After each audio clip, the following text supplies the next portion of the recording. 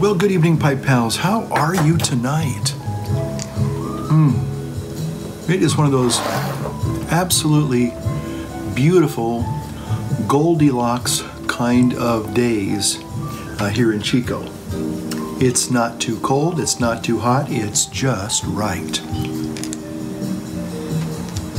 And it's just right for a pipe. Okay, see if I can get this here. Is that working? This is working. Okay. I'm not going to do a second ADR tonight because I think I'm close enough. Alexa, decrease volume 30%.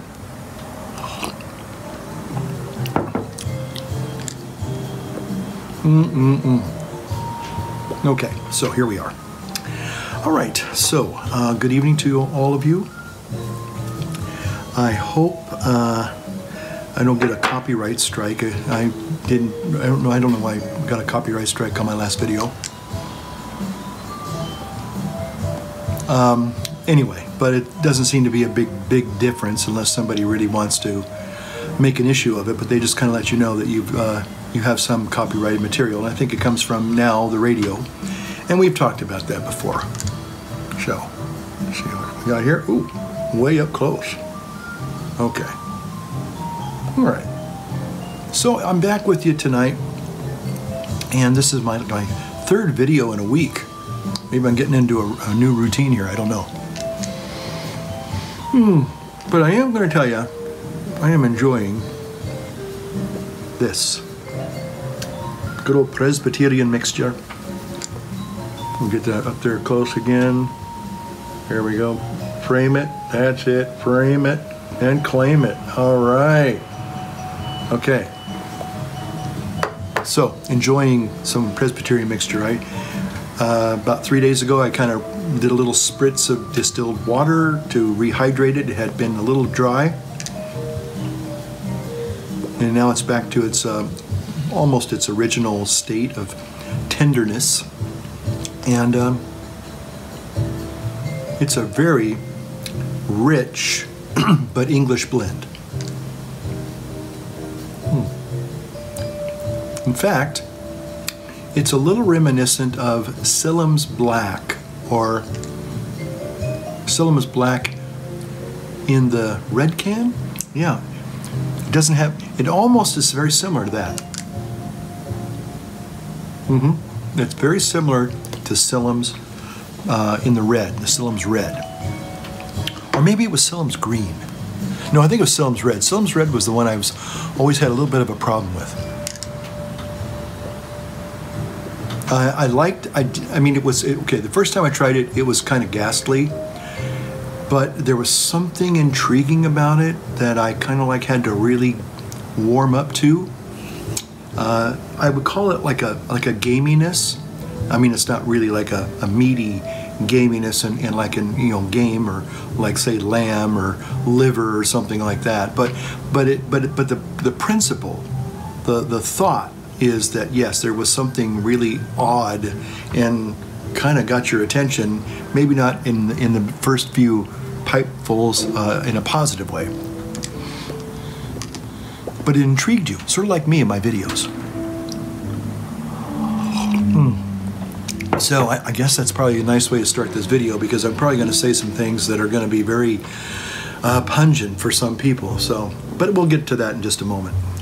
Okay, well, as many of you know, I have been struggling for the last almost 8 weeks now with some, I guess, sciatica. I guess that's the only way I can say it. Oh, before I do that, this is this beautiful J.M. Boswell calabash. Again, it was a lovely gift from Tim. So Tim, if you're still watching, hope you are. Hope you're okay. Again, I can't thank you enough for your kindness and your magnanimity. Yes. So thank you. Wow. So anyway, I've been struggling with this sciatica, sacroiliac maybe, I don't know, but it's a pain that goes into my right leg, and it just, in the early mornings, it's really painful. It's even hard to walk. In the evenings, it kind of freezes up on me and gets really painful again, and then I lay down and kind of start the whole cycle all over again. So I've been trying different things, stretches, physical therapy, chiropractic, all sorts of things, and it helps a little bit. But the other day, the physical therapist said, well, by the way, this is just something that it's going to take time to get over. When he said time, what do you mean? Well, it might take about 6 months to a year. I said, what? And I remember I had plantar fasciitis, about maybe 7 years ago. Probably more like 8 years ago now. And I remember one of my feeble attempts to lose weight and get into shape before I actually did it. And I had this plantar fasciitis, and I remember just feeling like a hot nail going through my foot. And I tried everything, roller balls and stretches, and nothing was working. It just would hurt really, really bad in the morning. It just would, oh man, hurt. And then one day I was kind of walking in the park a little bit, and I saw some people. Actually, this is after, almost after. I can't remember when, but it was a couple. I remember this gal's name. She was from Sweden. Sweden? Look what's happening in Sweden. And they were a nice couple. They were an interesting couple. I think his name was George, and I forgot her name was maybe a Svay. I remember it was just an interesting name. But anyway, so they both said, oh, well, of course, that, in about, the plantar fasciitis will probably be gone in about 9 months to a year. And I said, what? And I said, yeah, it's just something you have to get over with, and it just takes time. So my hope is that this will, in time, it will heal up on its own, providing there's nothing more serious going on. The one guy I follow a lot, the Scottish guy, Dom Bauer, he had some really bad back issues for almost 18 months, maybe 2 years. It looked like he was going to be crippled for the rest of his life. And now he's out running in the Highlands of Scotland and with his drone following him. So, but he has to be very careful, though. He still has back issues, but somehow he got over most of the crippling pain, and he kind of returned back to the land of living. The one thing that I'm not doing right now, touch wood, is I'm not taking prescription painkillers, because I don't want to go down that road. I just think that would be, if I actually had to use them, then, if I was so crippled that I couldn't function and the only way I could do it is to be partially kind of drugged up so I could move, then and only then would I seriously even consider it. But just to mask the pain, I'd much rather just do it what I'm doing now. So one of the things that I'm also kind of aware of is that I have, in the last month, now the last 2 weeks, actually the last 2 weeks as of today, I have been off of sugar and starches and grains and wheat. And I do know that causes a lot of inflammation in me. Maybe it doesn't you, but for me it does.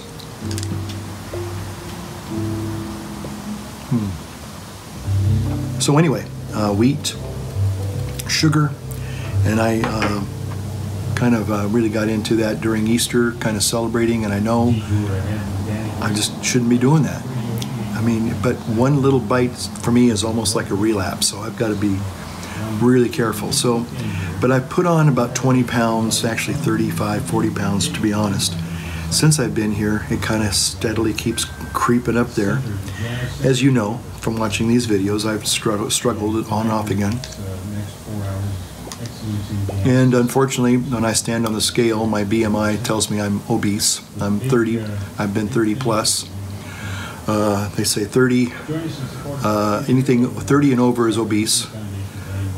25 and over, you're overweight. So, but, and I've been struggling. I've been trying to do exercises and running, and I'd try to get really good about my diet, and maybe for a couple months I'd be really good, but then I'd fall. So anyway, long story short,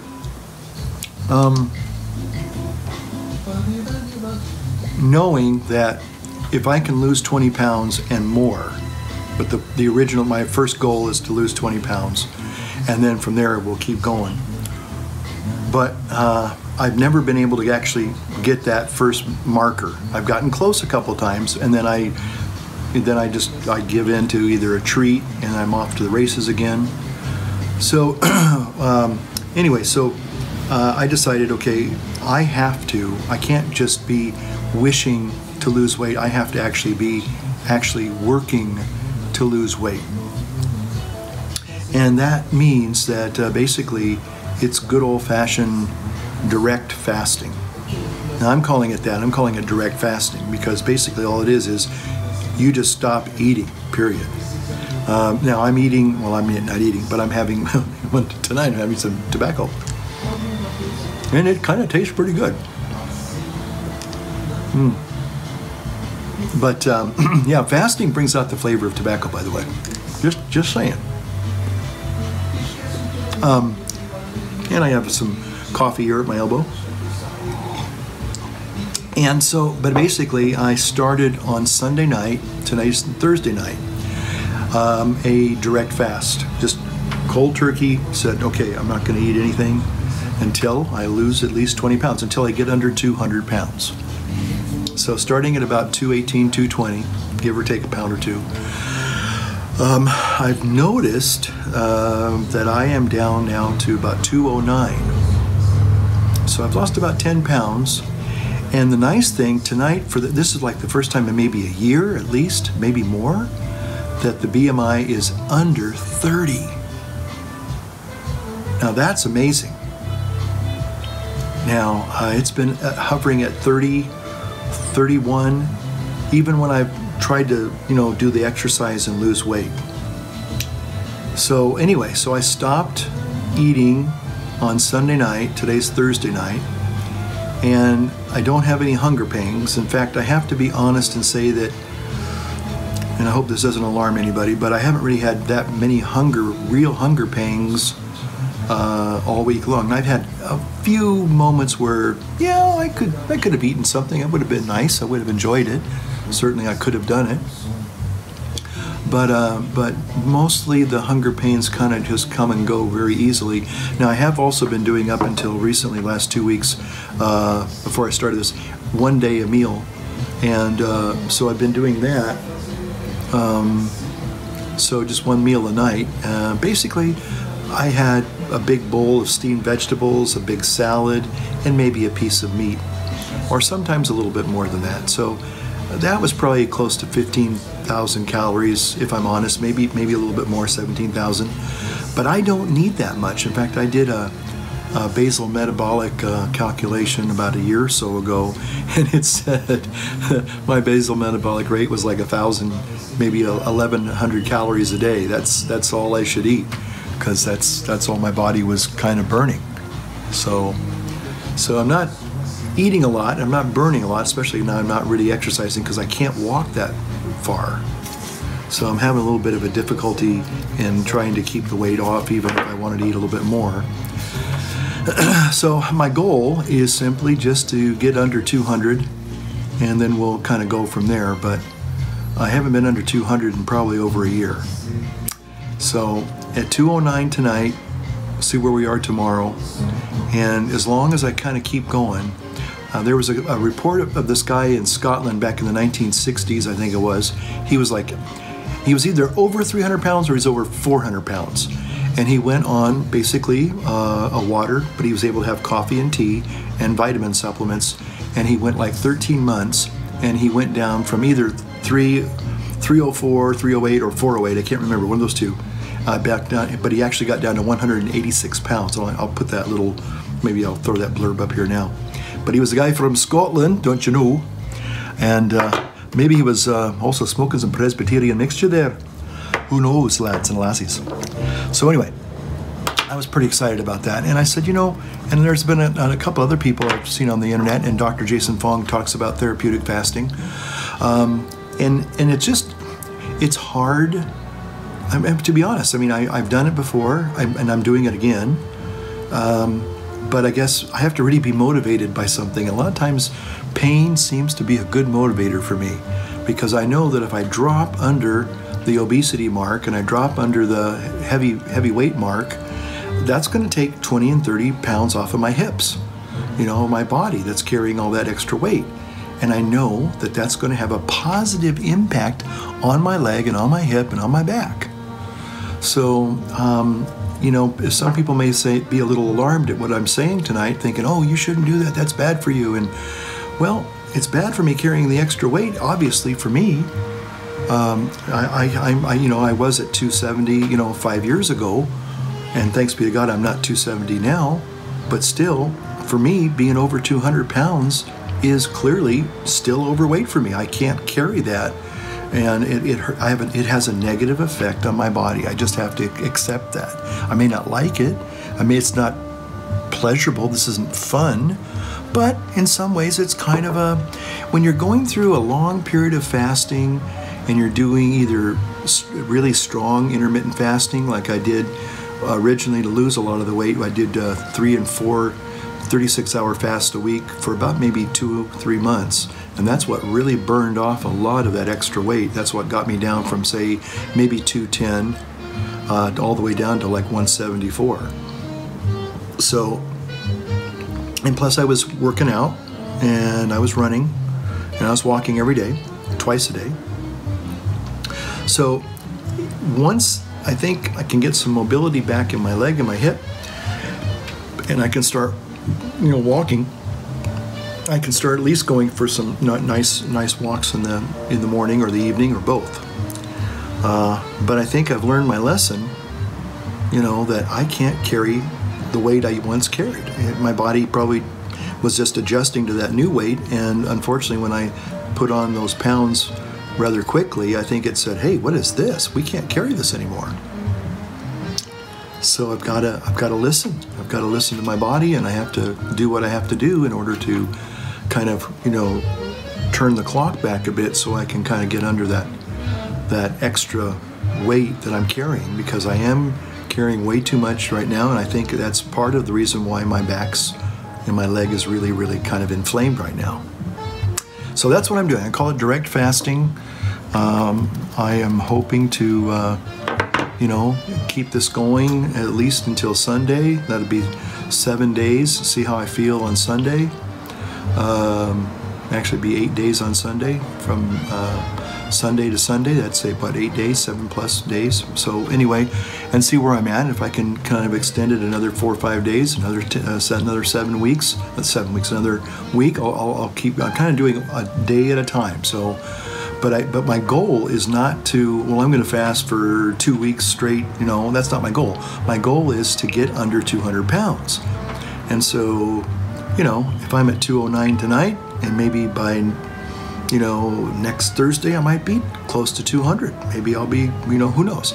But that means I'm not going to stop. It just means that I've reached my goal, and I finally would get back under 200, which would be a really good goalpost for me to achieve. So I'm a little more confident tonight. When I stepped on the scale and I noticed that it didn't say 30 BMI, it said 28.5 BMI, I went, whoa, I haven't seen that number in over a year.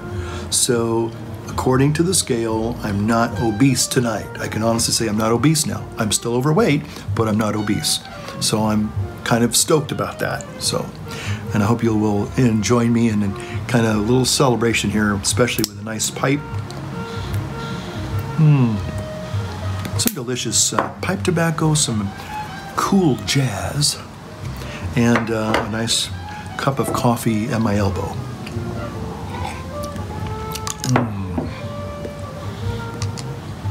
Okay, is this still working? Hopefully this is still working, kids. It looks like it's still working. Okay. So there's a new worldwide developers conference coming up in less than a week now, I think. Apple's going to unveil a whole bunch of new toys. I think I might be tempted into getting one of their new iPad Pros, but we'll have to wait and see.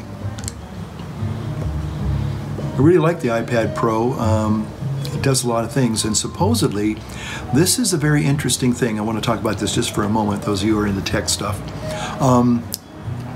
Apple is saying that it's going to have compatibility now between Mac OS and iOS. So an application that works on, it used to be some applications would only work on iOS and some applications would only work on Mac OS. There were a lot that would do both, but not all of them. And supposedly they're saying all of them. Now, that remains to be seen, because if they say all of them are going to be compatible, in other words, an app or a program is going to be able to work either on Mac OS or iOS, does that mean that finally, at long last, Final Cut Pro will actually be able to do some editing on Final Cut Pro on an iPad? That would be awesome. That'd just be awesome.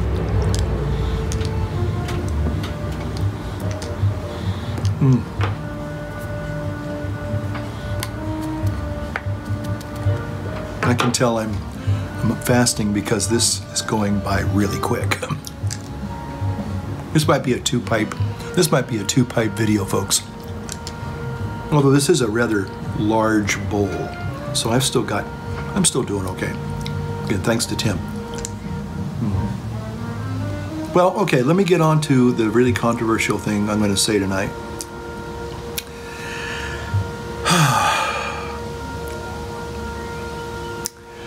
Well, and the only reason why I'm going here is simply because there's been a lot of stuff in the media about some things that Pope Francis has reportedly, allegedly have said about homosexuality and the gay lifestyle. And most of you know my videos, you know pretty much my stance on this. Now, I want to say something that might be shocking to some people, and maybe some people might feel I'm being even disingenuous. I hope those that know me know that I'm not. I'm sitting here at my table, and I have to say, and I know that a lot of people say, "Oh, that's you're just showing what a intolerant, homophobe you really are." And it's like, no, I'm not. But I mean, I have friends of all different walks of life. And I have friends that probably theologically I know they don't agree with me, okay? But for some reason, we're still friends. I've had at least one Muslim friend, and I worked really well with him as a colleague in the prison. He was a chaplain, not an inmate. Although some of the inmates I found to be quite really enjoyable to talk to, and the ones that were not really angry and kind of hating on Christians and Catholics, and really were trying to kind of find things we could compare and contrast. Found a lot of those people to have some really interesting similarities. We shared a lot of things, kind of, I mean, maybe not strict theology. I'm not saying that, oh yeah, we believe in the same God, but we had a lot of similarities in our practice of our faith. And like fasting, for example, Muslims have the fast of Ramadan, Catholics have the fast of Lent. I think the Muslims are probably, at least the ones I saw, were more intent on trying to follow that more strictly than I think some Catholics do. Maybe I'm ragging on my Catholic brothers and sisters, but I think there's some truth to that. And part of it is because a lot of times Christians kind of think, well, the church has changed and we don't really believe that anymore, and so we don't have to follow it anymore. Well, that's not true.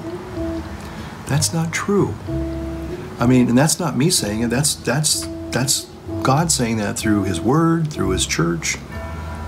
So anyway, today I got myself into a keyboard wars with probably about 100 different people, literally, who were really angry that I said something that I kind of challenged this whole thing that the Pope supposedly, reportedly, allegedly said this statement about, okay, it's okay to be gay and God made you that way and He loves you. And I said, well, okay, let's clarify that though. And I was quick to point out that, okay guys, the Catholic Church's official authoritative teaching on the Catholic Church regarding homosexuality is not going to change. Now, I know right now some of you are just absolutely flaming mad at me for saying that. Okay, you can be angry, but what you need to understand is it's not me that's actually saying it. It's the church, okay? And people disagree. I understand they disagree. But for the same reasons that I've said in other times, that just because you disagree with somebody doesn't mean you hate them, doesn't mean that you dislike them, it doesn't mean that you're trying to attack them. But for some reason, people are so fearful and angry that they just will not tolerate you saying, well, actually, folks, this is what the church teaches. In fact, the Pope, even then, today, came out with an actually substantiated thing that he did say, not reportedly, not allegedly. He actually said this, I'll put this on the screen, where he said, no more gays to be admitted to the seminary. What? Well, how can he say, supposedly, on one hand, this really affirming thing about gays, homosexual people, and then all of a sudden turn around and say that? There's a real contradiction that's going on here. And you have to stop and ask yourself, where is this misinformation coming from?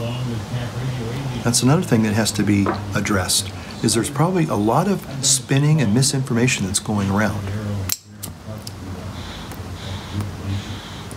That's a good album.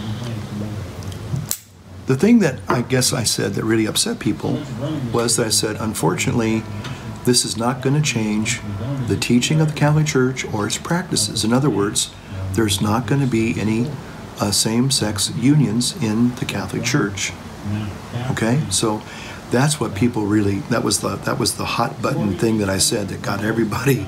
I mean, I post little comments, sometimes I might be considered a little bit of a troll, or somebody who's, you know, putting a little jab in there, or just saying something that's kind of just not sugar-coated, just saying, nope, that's wrong, and here's what you need to understand, you know, blah, blah, blah. It's kind of like that, pretty matter of fact.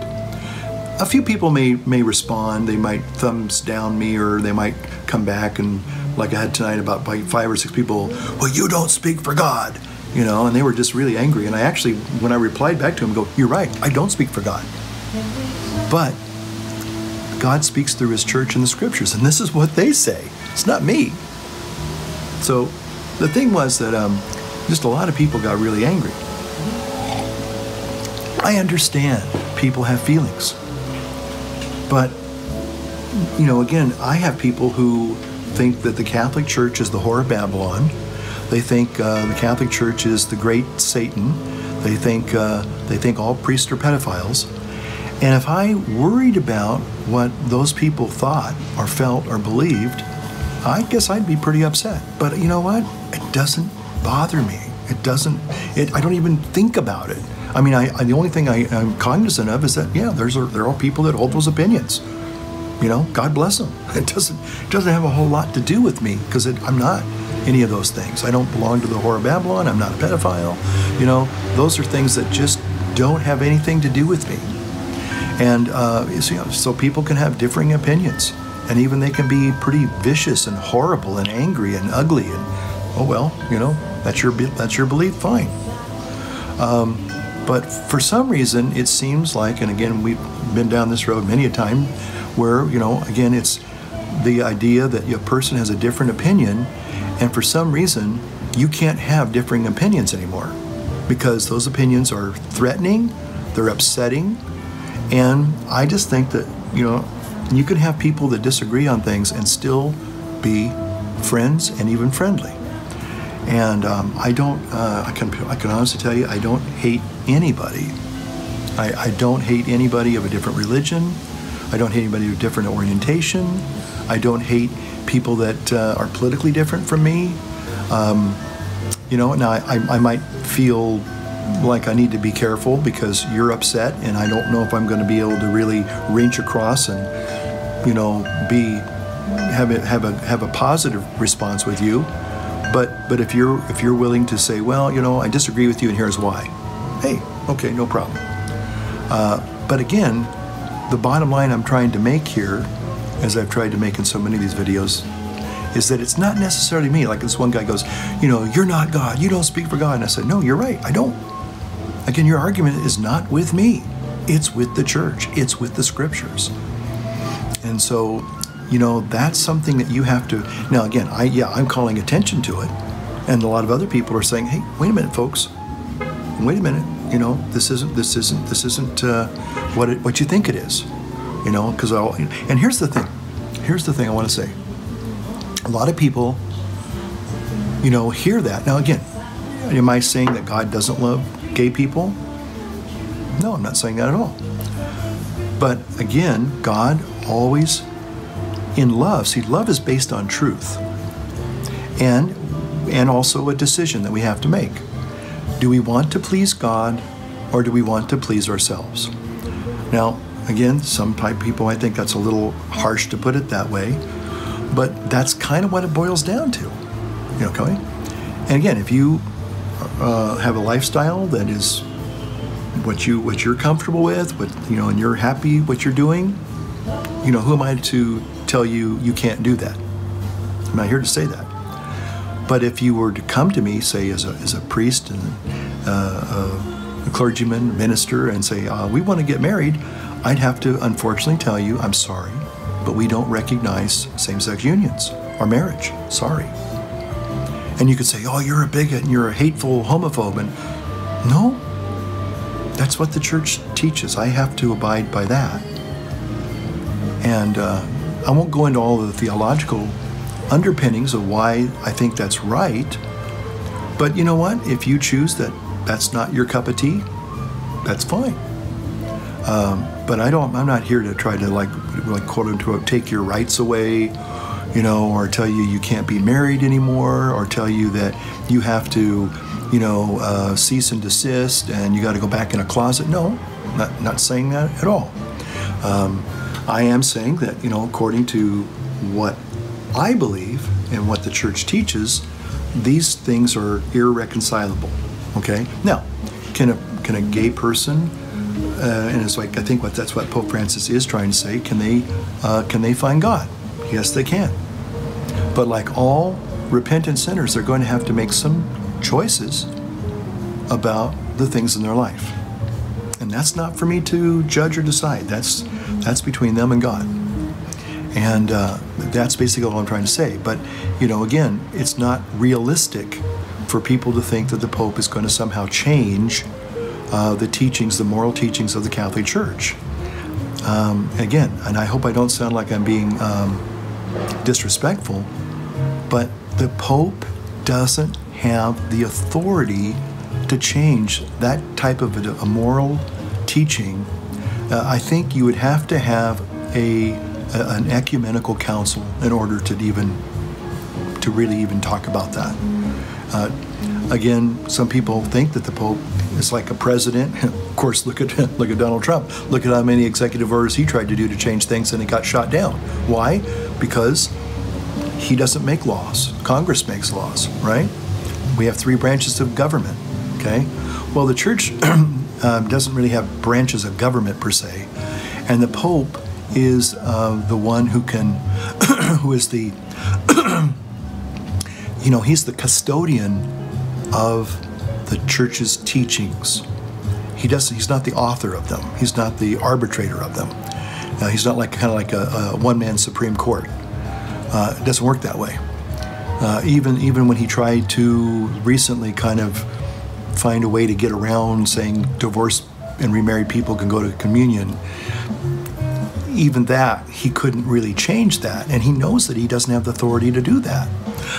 He has to be obedient, and he has to be a humble servant of the magisterium. The magisterium is the overall teachings and authority of the Catholic Church. The Pope represents. We believe the Pope is a representative of Christ, but he can't contradict Christ. He can't say, well, I think Jesus was wrong on this and we're going to change it. It doesn't quite work that way. And I think a lot of people who don't really know theology, or at least the Catholic theology, you know, have kind of been led to believe, and I have to say, I think it's erroneously, they're being led to believe that somehow with Francis, all these things are going to change. There's going to be women priests. There's going to be, gay marriages. There's going to be, we won't have to worry about abortion anymore because we won't teach that anymore. Contraception's going to be just okay, fine. Forget Humanae Vitae. Guys, gals, hear me say with a lot of compassion, don't be led into believing that that's going to happen. Because, it's like, guys, been doing this for 26 years, and 5 years before that, I was, in seminary, so that's like, 31 years. And I can tell you that the church just doesn't work that way. I know a lot of people think that political movements are grassroots things and they change, but if anything, the church will become more, I wouldn't say strident, but it'll become more resolute in what the teachings really are, because there's been a lot of confusion that's been allowed to be sown in the last few years. So it will probably before it gets quote unquote any more liberal, which I hate that term, and conservative, I don't like that term either. The Catholic Church is Catholic, and that means it goes beyond liberal and conservative. Anyway, I was going to go on to another analogy, but I think I'll just kind of leave it there for now. But so again, I know that for some of you, you don't like to hear that. You think I'm hating on people. Far from it. But again, that's your opinion, and you're entitled to your opinion. So, but at the same time, you have to know your history of the church. You have to understand the difference between discipline and doctrines. Yeah, some disciplines can change, but the doctrines on faith and morals really haven't changed, and they're not likely to change at least in the next couple of weeks. Okay, so I just think that it would be better for people to at least honestly have a discussion, a dialogue, and say, well, this is what the church authentically teaches, and here's why. Doesn't mean that you're going to accept it, doesn't mean you're going to believe it, doesn't mean you're going to live it. Again, you might just be one of those people who doesn't have a real use for religion, and that's your call.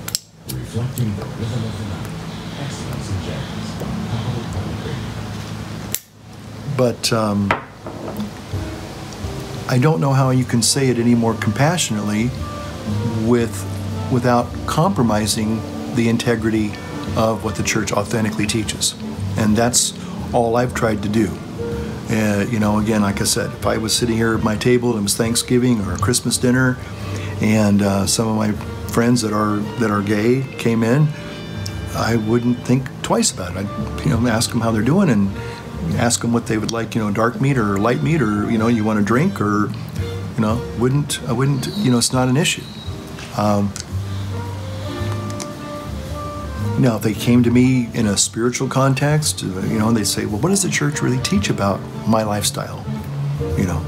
Then I tell them, okay? I try to do it with compassion. I try to do it with honesty. And I try to say, but there are different ways you can look at this. But again, sometimes people, they got to be brought to a place where they're humble enough to hear what God says, and if that's what they choose, then that's what they choose. And if they choose to do something different, they choose to do something different. I respect that. So, am I still recording? It always keeps going off. Come on. Okay. So I'm here tonight on a beautiful spring evening with sciatica, but I've got hope in my heart. So, it's like, okay, life goes on. Sometimes there are disappointments, sometimes there's joys, sometimes there's a little bit where they kind of mingle in between. There's like that little spiritual estuary where you have a little bit of the bittersweet. And sometimes those moments are quite poignant and they're quite meaningful. And so I just say, be at peace. God bless you. Thank you for hearing me out. maybe if you have what's your opinion on Presbyterian mixture? Actually, this is quite good. I'm really surprised. I mean, because it had to be rehydrated, and it's excellent. So, has a really nice flavor. I'll go back and say this one more time. I do think it is reminiscent of one of the Sillam's tins. I think it's the red. I think it's Sillam's red. Maybe it's Sillam's green. I can't remember. I haven't had the red. I remember the one, I think it was the red that I had a real difficult time with. Green, I think, was a little kind of meh. Wasn't all that exciting. Black is, Fall and Sillam's Black, as you know, one of my all-time favorite pairings. And that's one thing I like about summer. Even though it gets really hot, and sometimes it's beastly hot here in Chico, the one thing is that once you get past a certain point in August, you know that fall is around the corner, and falls here are glorious, just absolutely glorious. So I'm looking forward to fall. I'm also looking forward to summer. I got my patio now, and I got my little leaf vacuum so I can get to keep the patio looking pretty nice and spiffy. So, gonna enjoy a pipe, probably a little more of this wonderful elixir here, my coffee. And I just want to again thank all of you for watching, and we'll see you on the next one. So take care. Light up your world, light up your pipe. See you now.